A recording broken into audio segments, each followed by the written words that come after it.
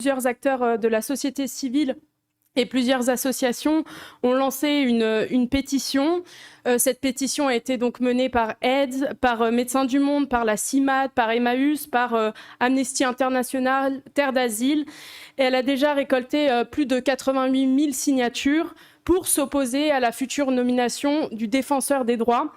On entend circuler un nom, celui de François-Noël Buffet, qui est sénateur du Rhône, et qui s'est illustré par un certain nombre de positions politiques contre le droit des femmes, contre le droit des LGBTI, contre le droit des étrangers.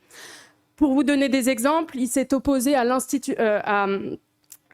constitutionnalisation de l'IVG, il était partie prenante de la Manif pour tous, il s'est opposé aussi à l'extension de la PMA pour les couples de même sexe et souhaite réduire drastiquement l'AME aux personnes étrangères.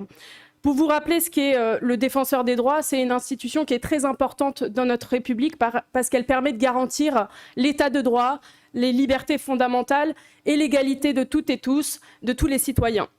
Et donc, nous sommes très inquiets dans ce contexte justement d'atteinte aux libertés fondamentales, du respect de l'égalité des droits entre les citoyens. Et donc, la possible nomination de François-Noël Buffet est une atteinte à tous ces droits. Pour vous dire, le défenseur des droits, il ne doit avoir aucune ambiguïté. Il doit respecter l'égalité des droits et doit être le porte-parole de l'égalité de tous les citoyens.